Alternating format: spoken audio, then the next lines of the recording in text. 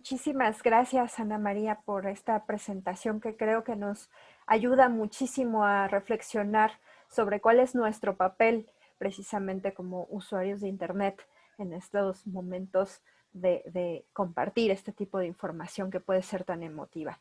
Bien, vamos a dar paso entonces ahora a la ronda de preguntas y respuestas. Les recuerdo que si gustan participar pueden levantar la mano en la herramienta de donde aparecen los participantes hasta el del lado derecho aparece la opción de levantar la mano. O bien, si ustedes gustan también dejar su pregunta en el chat, con gusto la leemos. Comienzo de hecho con la aportación de Miguel Eloy García Lara, que es un comentario en general que nos dice: excelente charla, temas de actualidad para buscar la simetría entre lo humano. Nos resta hacer lo propio, educar para la paz y en su defecto, comunicación, pero la educación de la denuncia por ciberviolencia. Bien, muchas gracias, Miguel Eloy García. ¿Alguien más que guste hacer alguna pregunta a nuestra conferencista? Estamos abiertos al espacio, ya sea levantando la mano o directamente desde el chat.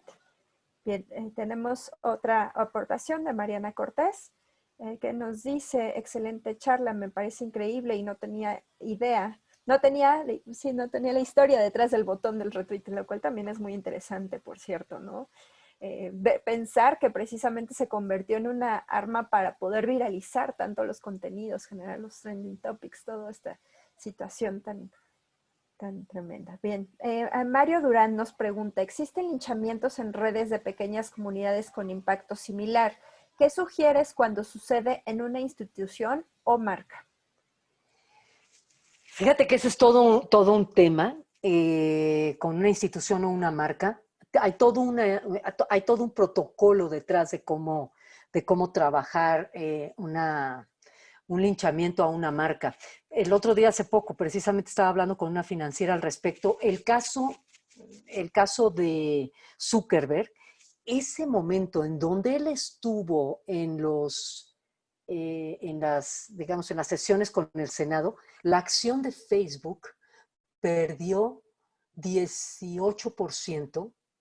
Los datos son muy interesantes de todo lo que perdió. Las marcas pierden mucha reputación. Entonces hay que tener todo un protocolo, porque otra cosa de las que sucede, y mira que Zuckerberg sí tenía como un comité de reputación destinado a atacar momentos de crisis. Tienen que tener un código de crisis muy claro, donde esté legal, donde esté administrativo, donde respondan muy rápidamente. No sé si tú recuerdes, Mario, ¿verdad? No sé si tú recuerdes, Mario, el caso de La Costeña. La Costeña es un caso brutal en donde sacaron unas fotos de uno de los muchachos en las líneas de la planta, orinando en uno de las latas de chiles. Bueno, el chiste que se hizo, pues imagínate, para la marca fue tremendo, brutal, etcétera. Es interesante por lo mal manejado del caso. Ellos tardaron 2 días, imagínate lo que significa en este momento 2 días, 2 días para emitir una carta, en donde explicaban lo que estaba pasando, en donde decían que no se preocuparan y que ellos iban a tener cuidado de que esas latas no llegaran a manos de ningún consumidor, etcétera. 2 días. Lo cual es lógico si uno piensa en cómo se manejaban las cosas hace 10 años, por ejemplo, no yendo más lejos, hace 10 años. Imagínate un tema de este tamaño. Llamas al director general, el director general reúne al consejo, se reúne el consejo, llamas a la de comunicación, llamas a la administradora, llamas a quienes sean, o sea, llaman a legal, todo va siendo muy lento. 2 días para poner esta respuesta es demasiado tiempo. Te pongo otro caso, Mario. El famosísimo caso de Nestlé, de Crunch, el del community manager que puso cuando lo de Ayotzinapa en 2014, que puso a los de Ayotzinapa les dieron Crunch. Eso, fíjate, la primera respuesta de Nestlé también equivocada. La primera respuesta de Nestlé a las 2 horas, ya por cierto más rápido, a las 2 horas fue: nos hackearon. ¿no? Eso nosotros no lo escribimos. O sea, te veo a ti que te estás riendo en este instante. Eso nadie se lo cree. Ya nadie se cree que una cuenta está hackeada, como muchas veces se ha dicho, me hackearon, el video está truqueado, lo editaron. Nadie se lo cree. 2 horas después, que Crunch y Nestlé emitieron otro tuit en donde decía, lo sentimos muchísimo y tal, ¿no? Y pidieron perdón. No fue tan fácil. O sea, el caso de Nestlé duró meses y bueno, tuvo que haber un trabajo muy, muy, muy delicado de relaciones públicas para superar esto, pero un trabajo muy, muy delicado cuando les digo que sí fue difícil este esfuerzo. Lo que siempre digo y también se los digo a ustedes en tema personal, una de las cosas que sucede y que me parece una muy buena imagen a nivel de relaciones públicas es que uno no tiene que, frente a estos problemas y frente a estas crisis, lo último que uno debe de hacer es pensar que va en un carrito de la montaña rusa. ¿Qué es lo que hace la gente en la montaña rusa? Es levanta las manos, cierra los ojos y espera que termine el viaje. Eso es lo último que se debe de hacer. Lo que tienen que hacer las marcas y lo que tienen que hacer las personas es seriamente dar pasos para retomar la voz en un problema en donde la han perdido totalmente y en donde todo lo que se va a decir de ellos va a ser negativo. Tienen que retomar la voz en cualquiera de los casos. Entonces, sí, es un tema, te diría que parecido a cómo trabaja en personas los linchamientos, pero que sí hay protocolos bien establecidos que tienen que trabajar las marcas y que casi todas ya están conscientes de ello y que tienen un protocolo de crisis. En general, las compañías tienen desarrollado un protocolo de crisis. Termina siendo a prueba y error, ¿no? Digamos, para las marcas después de estos grandes traspasos. Bueno, tenemos la pregunta de Ana Paola que nos dice en Twitter, cuando los hashtags providas, los hashtags son tendencia, algunos usuarios los saturan con contenido que no tiene nada que ver con el tema. ¿Eso también cuenta como un linchamiento digital o cómo lo categoriza? Son tendencia. Lo que pasa es que me estás hablando como, a lo mejor lo que estamos platicando en esto que me preguntas, Ana Paola, estamos hablando como de bots, ¿no? Que son como impulsar hacia algún lado la conversación. Hay veces que, hay veces que los bots se hablan entre ellos mismos, ¿eh? Que es algo también bien curioso que Twitter tiene bien identificado.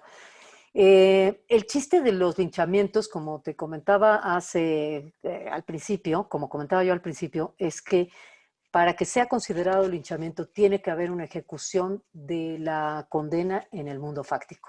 Entonces, puede haber intención de que así suceda a través de impulsos, de conversaciones, ya sea por influencers, ya sea por bots, ya sea por granjas de cuentas, ya sea por muchas otras maneras que puedan existir.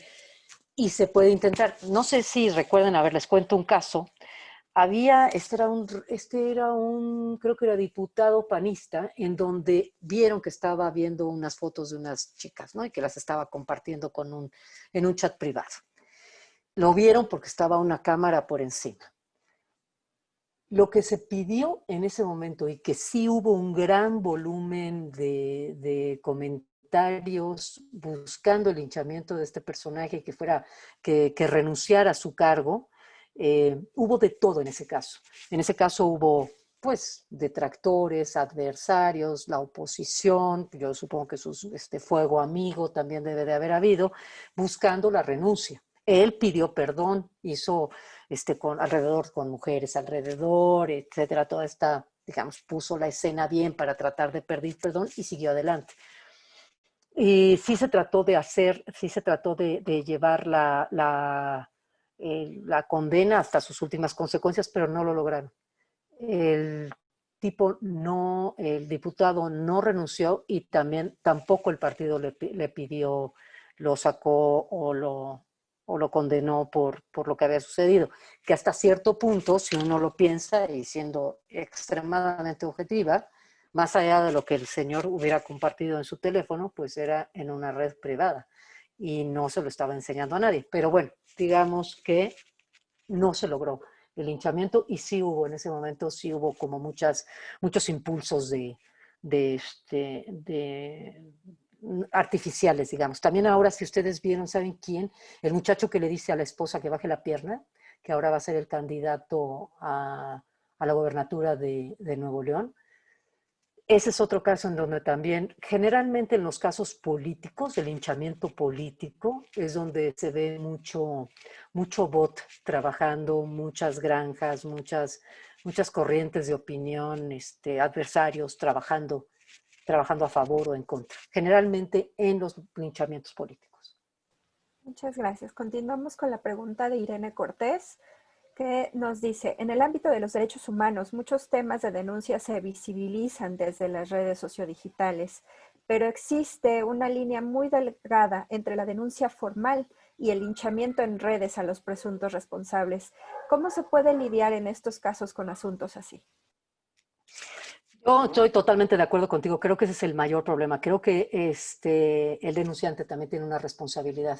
El denunciante tiene la responsabilidad de establecer la denuncia concretamente y de seguir el proceso. Entonces, una de las cosas que creo que tendría que pasar, me parece que debería de pasar, es que no puede ser anónimo todo el camino. Entiendo la fuerza y entiendo lo que significa el anonimato para proteger a los denunciantes.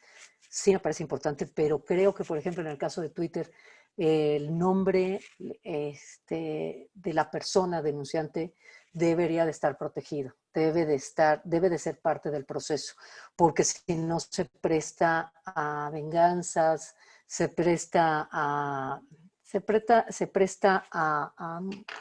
pues a linchamientos injustos. Entonces, sí creo que eso es uno de los puntos en donde creo que se va a tener que corregir, va a tener que haber ciertas reglas de este tipo, entendiendo, subrayo, la importancia del anonimato. No tiene que ser visible en todos los puntos, pero sí en alguno. Bien, vamos a continuar con todas las preguntas que están en el chat, son varias, pero vamos a primero darle la palabra a Ana Riva Palacio. Adelante, si gustas activar tu audio, Ana. Hola, buenas noches. Mi pregunta es, retomando el ejemplo de la chica piloto que publicó en su Facebook personal, pero bueno, si el muro entre lo, por así llamarlo, real o analógico y lo digital ya se cayó, ¿se puede realmente separar esta personalidad en línea de nuestra personalidad offline? No se puede separar. No, yo creo que es una sola personalidad. Lo que tú haces, aunque estés, digamos, aunque tengas una personalidad mejorada, amplificada, acentuada, mejorada en redes, o dependiendo en qué red estás, no, yo creo que es parte de lo mismo. Somos una sola persona. Yo no creo que haya diferencia, ¿no? No, Ana. Creo que es ella la que escribió eso, es ella, sí, pero el tema es ver hasta dónde era algo para que se juzgara de la manera en que se juzgó. Y además, ¿por qué sacarlo de su conversación personal? O sea, ¿por qué alguien decidió llevarlo a juicio? Porque sabía que quería una condena hacia la piloto, ¿no? Entonces, creo que se presta a tratar de entender aún más allá lo que sucede, de que la piloto es ella en todas sus redes y manejando el avión, sí, es ella siempre en sus diferentes facetas, sí, estoy de acuerdo. Gracias. Continuamos con la pregunta de Joniel García. Alegría. Ana, hola Ana, gracias por la información que nos compartes. Tu libro es muy interesante. Habrá segunda parte. Por otro lado, ¿qué opinión te merece lo sucedido, la renuncia de Mónica Macís en el CONAPRED?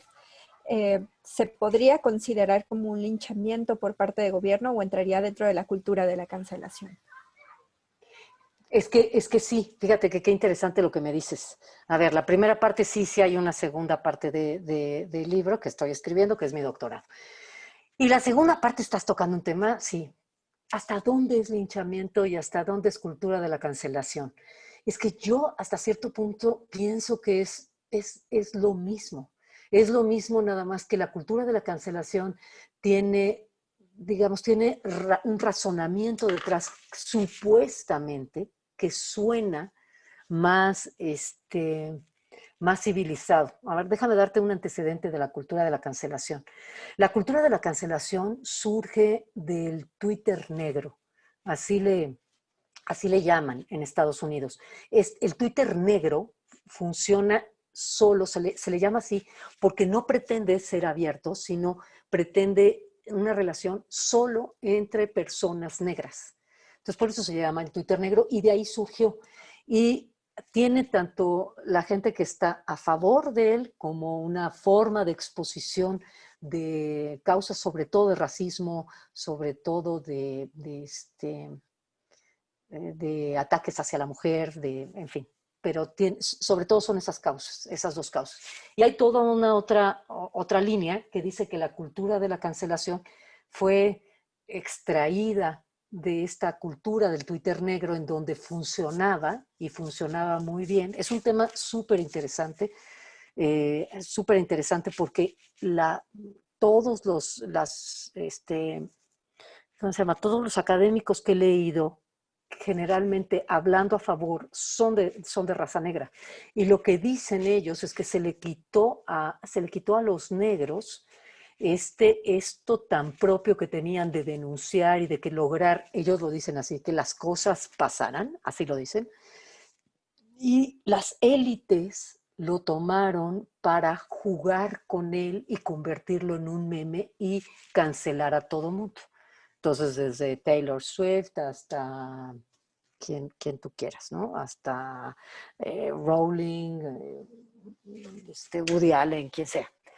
Entonces, lo que tiene la cultura de la cancelación, desde mi punto de vista, es que tiene un halo más elegante, más justo, más noble, más mejor intencionado que un linchamiento, que de entrada la palabra linchamiento es ilegal. Cancelar trata de ser más justo, por decirlo de esa manera. Lo que sucedió en el caso de que tú estás relatando sí es ambas cosas, desde qué punto de vista lo quieres ver. Sí la cancelaron, sí le dieron la inhabilidad de poder trabajar de ahí en adelante y sí fue un linchamiento. Sí, lo que sucedió fue un linchamiento y fue bueno, tan es así que digamos que es el suicidio de Tiziana en una firma, ¿no? Lo que ella hizo fue renunciar. Entonces, evidentemente, sí fue eso, sí fue uno de los fenómenos que yo trato de investigar. ¿Cómo le quieres llamar? Tú dime, ¿te quieres llamar de una manera civilizada? ¿Estás de un lado o estás del otro? O la cancelamos si eres de los de la polarización que estamos viviendo. O la cancelamos porque pertenecemos al grupo que apoyamos al gobierno, o la linchamos si pertenecemos al grupo que no apoya al gobierno. Entonces, depende cómo lo quieras ver. Bien. Voy a continuar con las preguntas. Tenemos aún otras 10 participaciones. José Luis Ángeles Alba pregunta, ¿cree que haya algo bueno sobre este tema, que haya un final justo? No, yo creo que, insisto, lo traté de decir varias veces, lo repito ahora porque me parece fundamental y qué bueno que lo planteas. Yo creo que sí tiene toda una parte, toda una cara que es fantástica, que es la visibilización de las causas que siempre han estado ocultas. Tiene el darle voz a los que nunca la tuvieron. Tiene causas nobles y justas que tienen que ser expuestas a todos. Tiene esta horizontalidad que tan es necesaria en un país, sobre todo en un país como México, donde nos estamos dando cuenta a través de llamarles e insultar a la gente como Lord y Lady, pues nos damos cuenta que esa horizontalidad de repente no existe y hay muchos que no quisieran que existiera. Entonces me parece que hay toda esa parte que es fantástica, pero nunca termina en Internet por quedarse solo de un lado de la cancha. que pasa es que se pasa al otro lado porque no tenemos todavía, no lo quiero poner como la necesidad de un marco legal porque no es una decisión que yo voy a tomar, sino es una decisión que vamos a tomar todos en el momento en que sea necesario. Pero a lo mejor sí son ciertas normas que estamos tratando de descubrir de cómo debe de funcionar para que las cosas no lleguen, como diría mi abuelo, para que la sangre no llegue al río, como llegó en muchos de los casos que yo relato. Eso es lo que yo creo que habría que tratar de evitar, para tratar de ser lo más civilizado. Por eso siempre hablo de pacto civilizatorio. A mí me parece que hay una parte de civilidad que estamos perdiendo.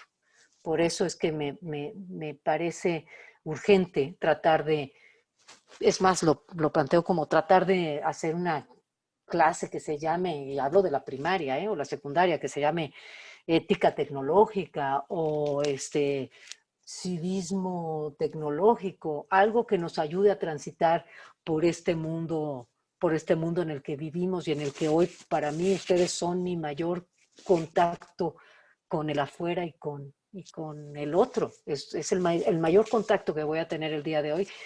Fíjense, mi mayor contacto es con estos nombres que están en Helvética. O sea, para mí leer Blanca García, Carlos Ventura, la Citla, Joniel Alegría, ese es mi contacto con el mundo. Entonces tenemos que lograr que por ese contacto yo no pierda la vida, ni ustedes tampoco, ¿no?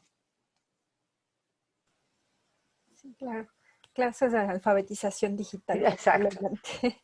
exacto. Sebastián Viades pregunta, bueno, comenta, gracias por la charla. Sobre el caso de Nicolás Alvarado, el lenguaje que utilizó en el tuit sobre Juan Gabriel tiene que ver con la tendencia que era en su momento la muerte de Juan Gabriel, pero ¿cómo separar el clasismo y racismo en México?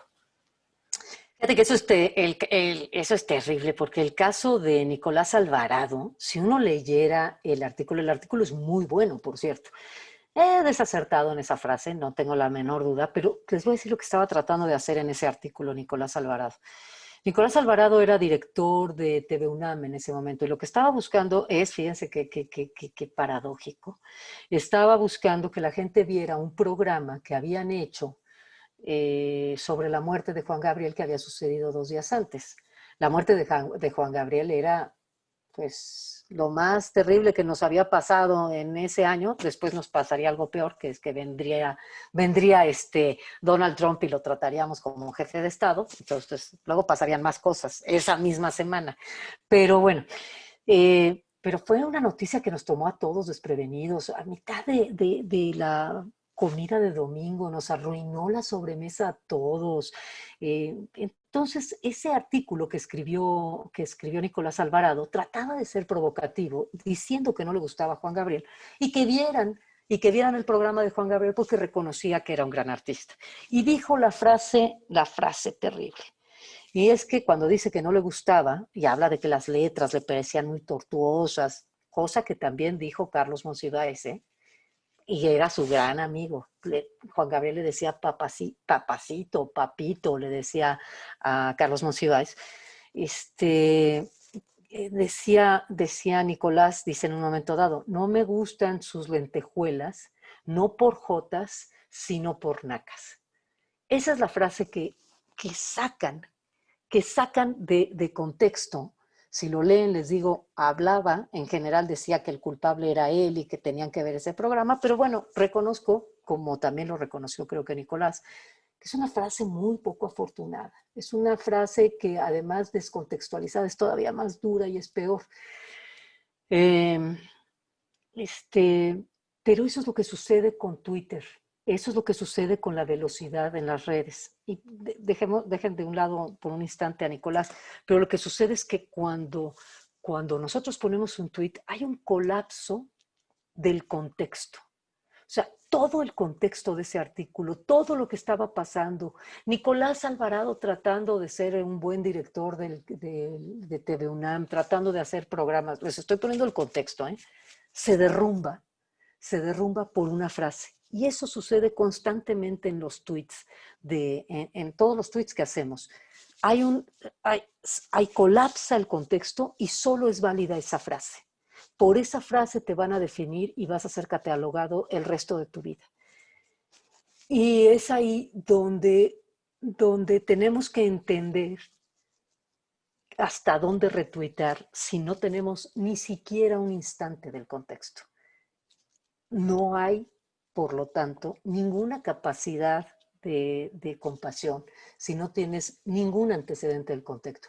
Si yo, por ejemplo, ahora porque veo los nombres, pero en cuanto los vea, pues ya tengo un pedazo más, ya sé quién es, dónde vive, tal. Todo eso me va creando la persona y eso me va construyendo una idea que a lo mejor no es tan fácil de ejecutar con solo ver, no me gustan sus lentejuelas, no por jotas, sino por nacas. Es una frase, sí, desafortunada y descontextualizada, es una frase brutal, terrible. Una etiqueta permanente, ¿no? Podríamos Para decir. siempre, para siempre. Sí. Es más, Nicolás dice que que cuando se muera, algo así va a tener que decir, su lápida va a tener que decir, su epitafio va a tener que decir, él es el que insultó a Juan Gabriel. Él fue el que en vida insultó a Juan Gabriel. Bien, Rubén Juárez pregunta, buenas tardes, gracias por la exposición, muy interesante. En el terreno político, los representantes de los diferentes partidos en procesos electorales acuerdan un pacto de civilidad. Sin embargo, en la práctica siguen los ataques de guerra sucia, que pueden terminar con la carrera política de un funcionario aspirante a un puesto de elección. Pregunta, ¿considera usted que debe regularse el uso de Internet o solamente seguir promoviendo el uso responsable rumbo a una ciudadanía digital? Lo van a decidir ustedes, insisto. Van a tener que decidirlo. Van a tener que decidirlo ustedes porque lo que se pone en juego son demasiados elementos del derecho a la información, la censura, la libertad de expresión. Son demasiados temas de muchísimo peso. Lo van a tener que decidir. Lo vamos a tener que decidir entre todos, pero lo van a gestar ustedes. Díganme ustedes si se necesita o no.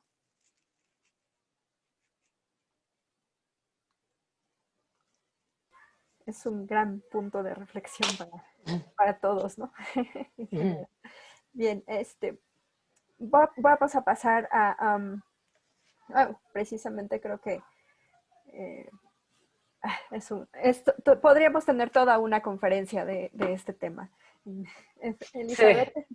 Elizabeth Hernández nos dice, ¿has analizado los factores que como sociedad nos lleva a la necesidad de linchar? Además del linchamiento, también existe otro fenómeno de ring, cuando existen diferentes puntos de vista y el linchamiento se divide. ¿Tienes alguna otra denominación para esto? Polarización, te digo, polarización es lo que más estamos viendo, es un tema muy de moda, hay muchas conversaciones y hay muchos estudios al respecto, cada vez nos estamos polarizando más por esta horizontalidad en la que estamos. Hay un tema, hay otro concepto que a lo mejor vale la pena, si te interesa esto que me estás comentando, Elizabeth, hay otra categoría que estoy estudiando y que me parece muy relevante y es la hiperdemocracia, porque al estar todos en el mismo nivel, nuestras voces tienen el mismo volumen, estamos en donde todos tenemos la misma fuerza y cada uno está construyendo, puede llegar el momento en que cada uno esté construyendo su propia causa. Lo que sucede con una hiperdemocracia tan, voluminosa como la que estamos viendo, ojo, este concepto de la hiperdemocracia la pueden explorar desde Ortega y Gasset, o sea, hay bastante literatura al respecto. Lo que sucede, es más, se pueden ir hasta Platón, si quieren, en la República por ahí empieza el tema. Lo que sucede es que se vuelve inoperante.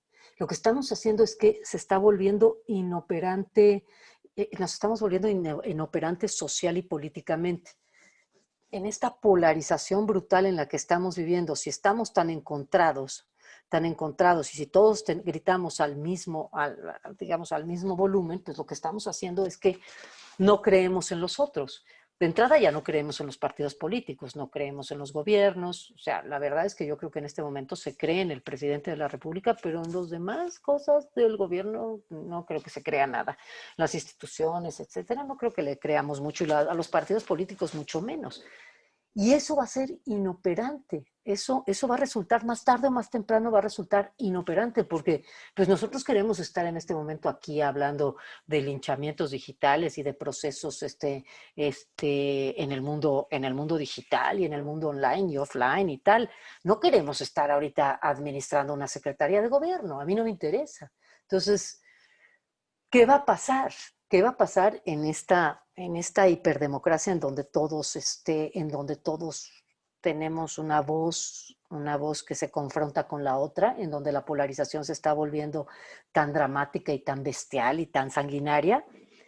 No sé, yo creo que vamos a llegar a un punto de quiebre. O sea, porque esto, insisto, va a seguir creciendo. Entonces, a nivel de conceptos, lo que me preguntabas, Elizabeth, ahí fueron varios. La polarización me parece que es un tema que puedes explorar, una categoría que se puede explorar y es muy poderosa. Y la hiperdemocracia me parece que es otro tema a explorar y a investigar. Muy bien, muchas gracias.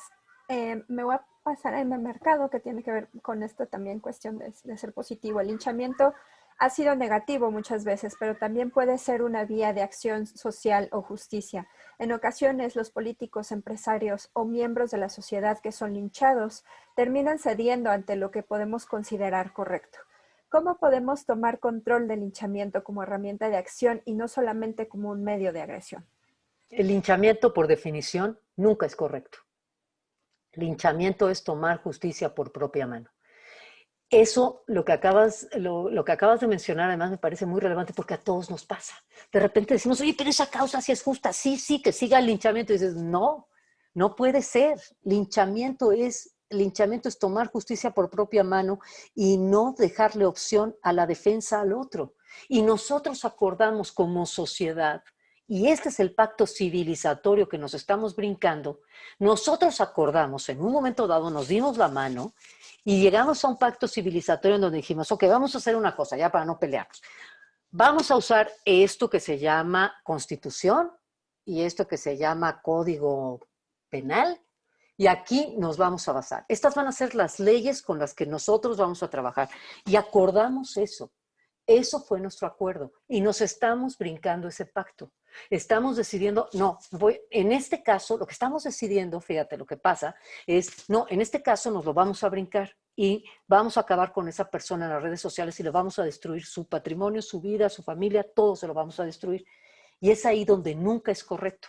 Lo que sí puedes hacer es una denuncia. Lo que sí puedes hacer es, hay que denunciar este caso y hay que llevarlo a la justicia, que fue nuestro acuerdo. Ahora bien, por eso siempre hablo del pacto. Si no estamos de acuerdo con esas leyes, cambiémoslas. Sentémonos, hagamos un nuevo reglamento en donde digamos, no, miren, de ahora en adelante la cosa va a ser así. Vamos a decidir moralmente, lo vamos a decidir de esta manera y vamos a ir tal, y lo vamos a hacer con una cuadrilla y el señor Charles Lynch va a salir y va a agarrar y lo va a colgar de un árbol, porque así queremos que sea. Bueno, está bien, vamos a estar de acuerdo en eso. Si estamos de acuerdo todos, ese va a ser nuestro nuevo pacto. Por eso nunca, un linchamiento nunca está bien, nunca. Eso es justicia por propia mano. Y, insisto, quedamos en otra cosa.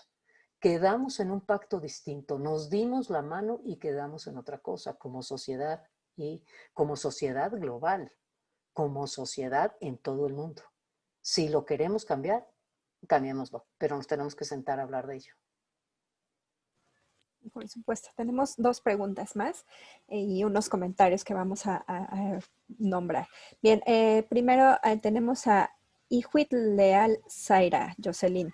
¿Qué opinas sobre el movimiento Yo sí te creo? ¿Cree que podría ser un problema grave en un futuro? A mí me parece que eso es una fortaleza bien importante que acompaña al movimiento feminista. Las mujeres que han sufrido violación, acoso, el yo sí te creo es como un acompañamiento, es un hashtag que arropa, es un hashtag que protege. Pero quiero apuntar lo que dije hace un momento. A la que denuncia tiene que tener la capacidad y tiene que tener la fuerza para seguir el proceso de denuncia hasta sus últimas consecuencias. Si va a denunciar, el yo sí te creo es arroparla y toda la sociedad la debe de arropar para que siga el proceso absoluto y total hasta la denuncia penal, y se siga el proceso, el debido proceso, y la persona acusada tenga el derecho a defenderse. Eso me parece que es el proceso que se tiene que seguir.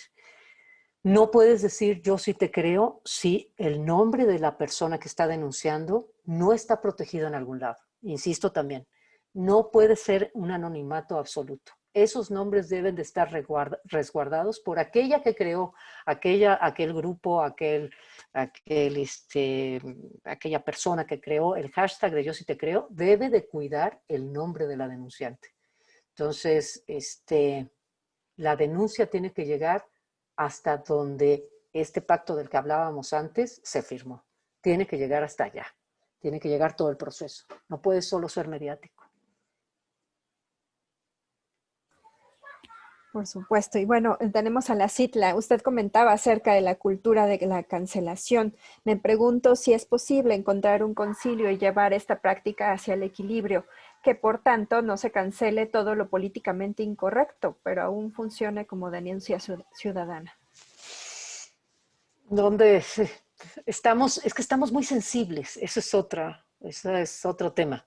Entonces, yo siempre he pensado que la libertad de expresión no debería de tener restricción y que la libertad de expresión se combate con más libertad de expresión.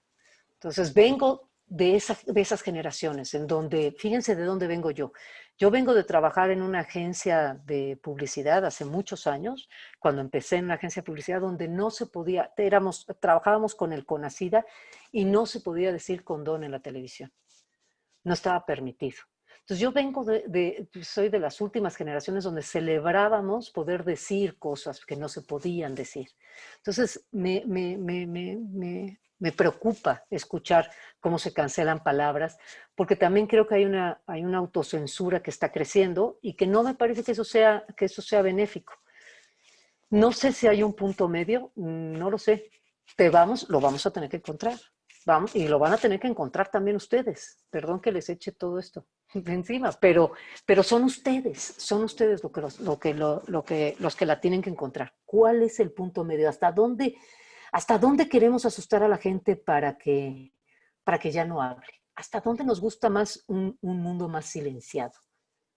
Y ojo, estoy dispuesta a que si la decisión de todos nos gusta un mundo más silenciado, estoy dispuesta a hacerles caso, pero a luchar para que no sea así, para tratar de volver a hablar. Pero vamos a tener que decidir, Vamos a tener que decidir hasta dónde nos gusta más, qué mundo nos gusta más. Ojo, en ese mundo estaba yo oyendo, precisamente esta semana estuve revisando a comediantes que dicen ya no puedo trabajar. Todo lo que trato de decir, los chistes básicamente son siempre incorrectos, de cualquier cosa, de defectos de los otros, de situaciones extremas, siempre son así. Ya no puedo trabajar. Y estaba yo oyendo desde John Cleese, que es un cómico buenísimo inglés de hace muchísimos años, hasta cómicos a Chris Rock, muchísimos comediantes que dicen, no puedo trabajar. Nos estamos volviendo más serios, queremos ser más serios, queremos reírnos menos. Son preguntas que nos tenemos que hacer pronto.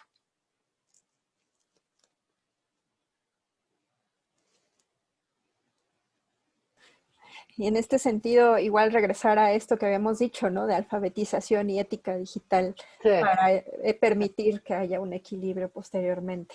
Bien, tenemos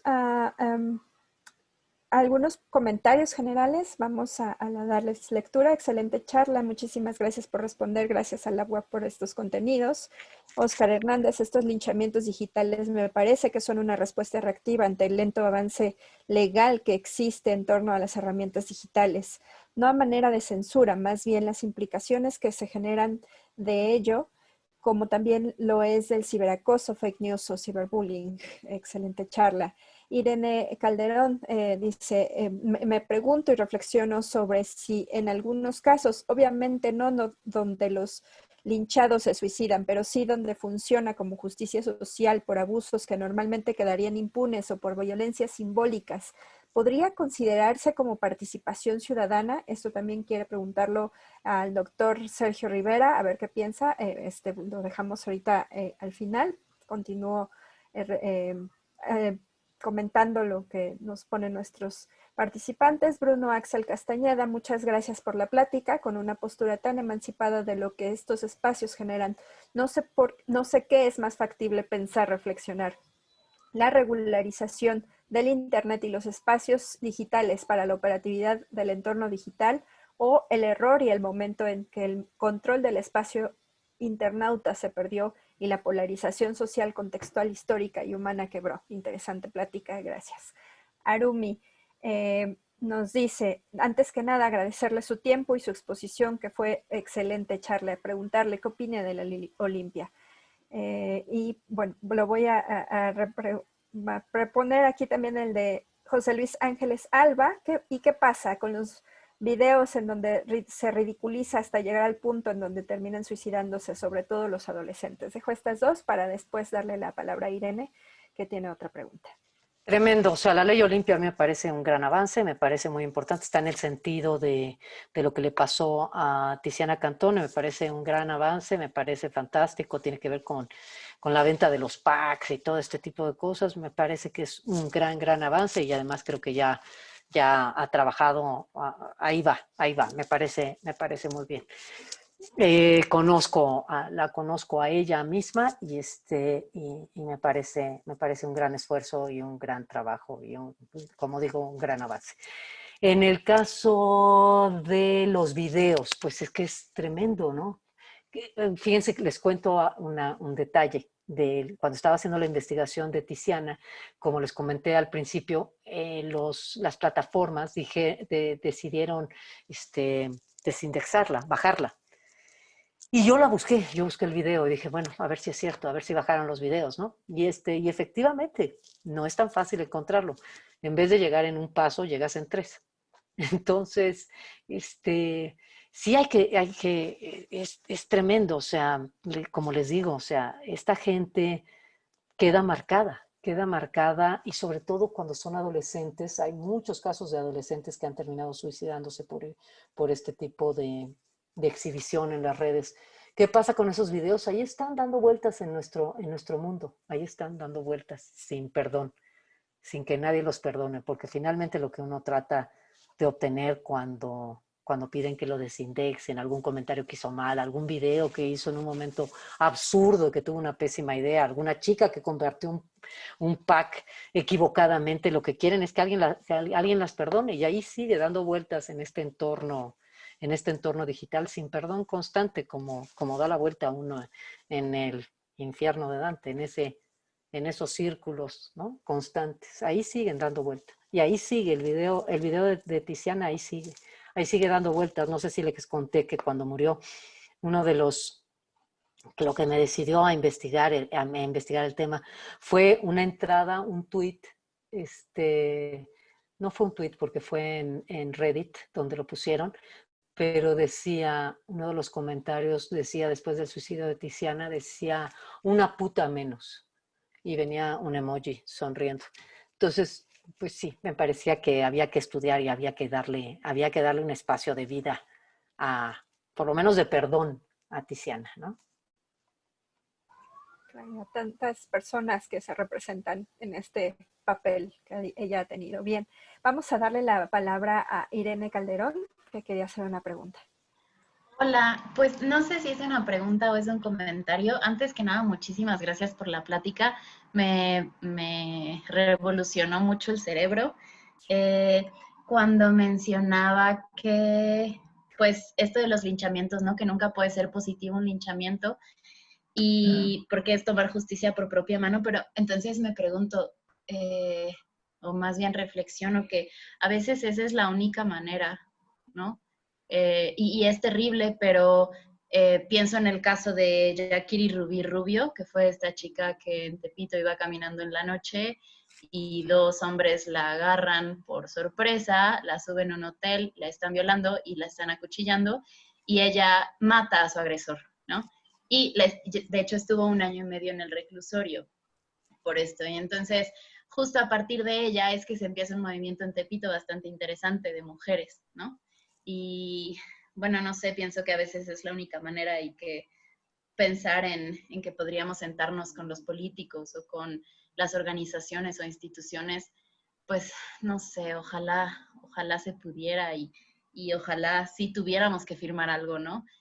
Para poder, pues sí, como que algo constatara que estamos de acuerdo con vivir en esta sociedad que vivimos. Y también respecto a los humores o a estos comediantes, el caso muy sonado, bueno, que yo he escuchado mucho es el de Mau Nieto, ¿no? Cómo lo cancelan por todos los tweets machistas, misóginos que ha hecho y que de hecho le va bastante mal y ha perdido mucho trabajo. Y al respecto de esto, pienso en los, pues el stand-up de Hannah Gatsby, que si no lo han visto, lo recomiendo por completo. Y creo que pues muchos nos tratan, bueno, muchos autores nos tratan como de la sociedad de cristal o la nueva generación de cristal. Y yo más bien pienso que se trata de replantearnos las cosas que ya estaban muy interiorizadas y que ya estaban muy institucionalizadas y muy estructuradas. Entonces, pues creo que también parte de decir hasta aquí, esto no, esto ya no da risa, es también pues una invitación, quizá un poco violenta hasta cierto punto, pero creo que es una invitación a replantearnos el humor y replantearnos cómo estamos acostumbradas y acostumbrados a relacionarnos y a pensar en, no sé, pensar en que los límites pueden ser otros, ¿no? Y creo que ya solo eso quería decir. Gracias. No, gracias, Irene. Creo que es válido tu punto y creo que si toda esta generación y la sociedad en la que convivimos está de acuerdo con lo que acabas de decir, caminemos por ese lado. Yo sí creo que son una generación de cristal, pero te voy a decir, yo no lo veo, yo creo que eso tiene su punto, es una descripción, es en el sentido de que es de cristal y se parte, o sea, y se parte y se quiebra y se enoja y hace que las cosas cambien. O sea, sí es cierto, se quiebra, no sé si se quiebra, reacciona, estalla, vamos a decirlo así, estalla más rápido que lo que otras generaciones lo hacían. Precisamente lo que estás diciendo, Irene, va a ser un acuerdo entre ustedes. Ustedes van a tener que decidir si lo que se está construyendo es más grande que lo que se está perdiendo. Eso es algo que lo vamos a tener que decidir entre todos, pero principalmente ustedes lo tienen que decidir. Hoy la generación, la generación Z, son la generación más grande del mundo, representan el 32% de la población mundial y cada vez van a ser mayores. Entonces, ustedes van a definir hacia dónde caminamos. A mí me parece que la libertad de expresión se combate, como lo decía hace rato, con más libertad de expresión, pero es válido el punto que acabas de decir y es lo que abraza la cultura de la cancelación, es lo que abraza, es exactamente esas ideas que acabas de plantear, que además las planteaste muy bien. Y por eso tienen tantos adeptos, porque lo planteaste muy bien. Entonces, no es que sea casual, o sea, tiene una lógica de razonamiento. Lo que yo planteo es que tenemos que luchar con argumentos y hasta ahora el argumento que acabas de plantear me parece un argumento válido y es un argumento por donde insisto, se está caminando y por ejemplo, se están acabando con gobiernos con base en eso. Vean la historia de cómo cayó el gobernador de Puerto Rico, Rosselló, hace el año pasado, y básicamente esta generación diciendo esto no lo vamos a tolerar, esta cuestión particularísima. Entonces, te digo, son argumentos válidos y sí es una generación capaz de reaccionar de una manera mucho más violenta y más rápido que generaciones anteriores. Por eso yo no lo veo mal que le digan, o sea, lo tratan de decir menospreciando el tema de cristal, pero pero yo no la veo mal que le digan de cristal. Creo que define algo clarísimo y es estallan, reaccionan más rápido, reaccionan con un sonido, reaccionan con algo que consideran injusto, reaccionan y ejecutan. Y eso tiene sus cuestiones positivas, indudablemente. Posiblemente también hablar de una capacidad más crítica, ¿no? De estas mismas, por la propia reacción. Bien, terminamos con el comentario de Mariana Cortés. Antes que nada, Ana, muchísimas gracias y felicidades por tu contenido. Yo como mercadóloga tengo muy presente el tema de la ética digital. Creo firmemente así como hoy en día algunas instituciones incluyen materias como ciudadanía o ética en sus planes de estudio, tienen también que empezar a permear estos programas educativos de lo que está sucediendo en el mundo digital que comentábamos hace rato. Me encantaría seguir tu trayectoria y leer tus libros. ¿Podrías compartirnos tus redes sociales o algún canal en el cual puedas seguir aprendiendo de ti? Muchas gracias. @olabuenaga en Twitter e Instagram. Ahí estoy. Excelente, muchísimas gracias. Y bueno, con esto terminamos la ronda de preguntas, que fue realmente muy grande la participación que tuvimos de nuestros asistentes. También agradecemos a aquellos que nos siguieron a través de nuestra transmisión en vivo en Facebook. Y pues tenemos ahí un pendiente también con el doctor Sergio Rivera Magos, al cual también pues invitamos a que se sume ya a la charla. Sí, muchas gracias. Sí me escuchan, ¿verdad? Sí. Pues antes que nada agradecerle a Ana María Olabuenaga la estupenda charla que nos dio. Para mí es un tema muy importante. Hay muchos temas en la cultura digital que desde luego son muy interesantes, pero a mí me han inquietado estos temas que tienen que ver con polarización, posverdad, que tienen que ver con linchamientos digitales cuando descubrí tu libro, porque siento que ya estamos en la etapa de Internet en donde la utopía de Internet la estamos superando, en donde debemos de ser críticos con Internet y no ver a Internet como la panacea que va a solucionar un montón de temas que han estado fracturados, inconclusos, pendientes en las sociedades, ¿no? En ese sentido, concuerdo mucho con lo que dijo Ana María acerca de la justicia social, que tiene que ver con la pregunta de Irene, que también me pide que haga un comentario.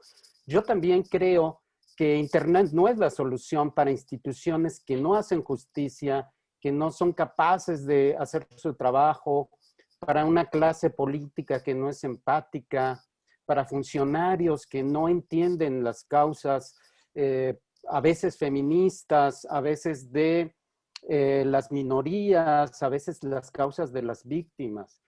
Pero me parece que es una puerta falsa pensar que Internet va a solucionar eso. Creo que tenemos que seguir creyendo en que debemos de construir esas instituciones que nos han mostrado históricamente que no funcionan. Creo que la aspiración debe seguir siendo hacerlas funcionar y construir unas que sí funcionen. Es un camino más largo. Internet lo tenemos a la vuelta de un clic. Construir instituciones sólidas, válidas, que hagan justicia, que no ignoren al otro, que reconozcan el derecho a la justicia de los otros, es un camino muchísimo más largo.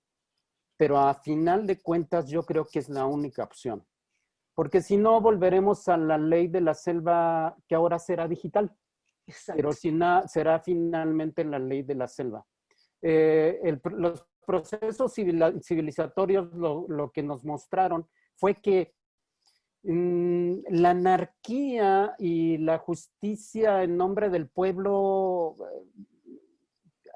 aportaba muchas gratificaciones morales y daba lecciones a determinados sujetos que a veces sí eran culpables, pero que a veces eran inocentes. Entonces, nos cargábamos la noción de la justicia en ese proceso de encontrar esos culpables.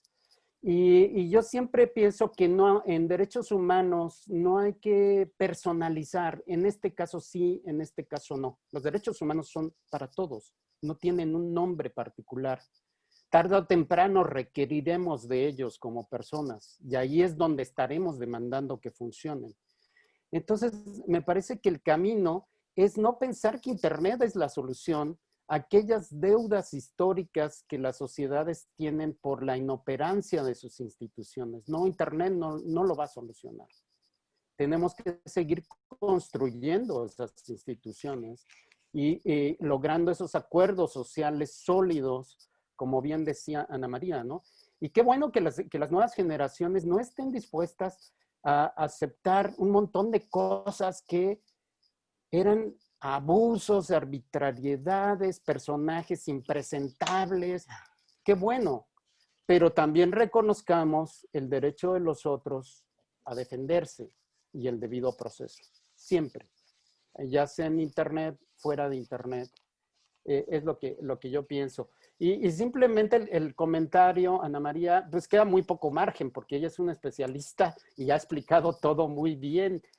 Yo simplemente vuelvo a este enorme problema que nos presenta Internet y que María Elena Meneses ya, como se citó aquí varias veces, ya lo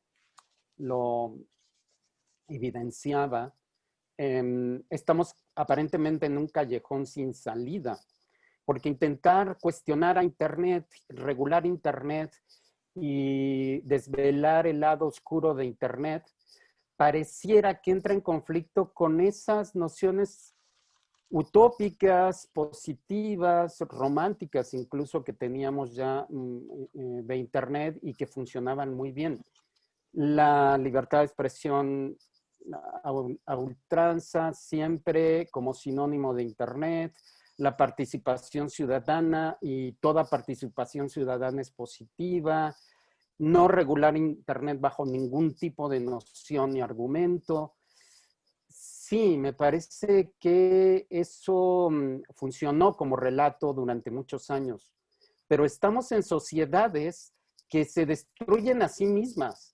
Ni siquiera estamos combatiendo a otros, ni siquiera estamos combatiendo a esos poderes clásicos oscuros que nos han sometido históricamente.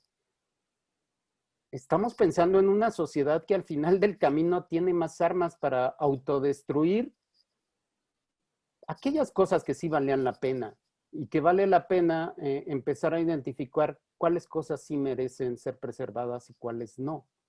Yo soy un convencido que una tarea incluso de los gobiernos es proteger al ciudadano de sí mismo. ¿Sí me explico? Yo soy un convencido de que Internet no necesitamos pensar en la Deep Web para encontrar estas cosas oscuras y terribles. No, está ahí Facebook y está Twitter. Y Ana María nos los ha mostrado hoy. No hay que ir tan lejos. Creo que debemos de trabajar para seguir preservando redes libres, participativas, productivas y constructivas. Por eso yo valoro tanto a los investigadores como a Ana María, porque sí se toman el tiempo de hacer esto, de emprender lo que a mí me parece las grandes discusiones de la cultura digital. Sí, lo de las fake news está bien y puede estar muy de moda. Sí, el algoritmo está bien y puede estar muy de moda. Pero lo que nos destruye como sujetos y como sociedad tiene que ver con esto. Por eso yo también concuerdo en que el linchamiento, sea digital o sea no digital, no es posible, ¿no? Entraña un fracaso social y debemos de reflexionar en ese sentido, ¿no? Pareciera que hay una suerte de justicia ahí, pero en el fondo hay un fracaso comunitario, social, histórico, que a la vuelta del tiempo nos será cobrado como sociedad. Entonces, pues ese es mi comentario. Ana María, un verdadero honor. También a los que en algún momento estuvimos formando parte de la industria del marketing o la publicidad, pues reconocer también tus logros en esa área y bienvenida al mundo académico porque me parece que estás aportando desde ya un montón de contenido y de argumentos. Espero ansioso esa tesis doctoral y ese segundo libro. Muchas gracias. No, gracias a ti, Sergio, de verdad. Además, tu reflexión final me parece buenísima. Te lo agradezco, aprendí mucho. oyéndote. Gracias. Y en nombre del laboratorio LabWax Ciudadanía Digital, otorgamos simbólicamente esta constancia y reconocimiento por la conferencia que nos ha hecho favor Ana María Labuenaga de impartirnos el día de hoy. Muchísimas gracias. También gracias a todos los que nos acompañaron y estuvieron al pendiente de esta transmisión. Ana María, no nos queda más que darte muchísimas gracias y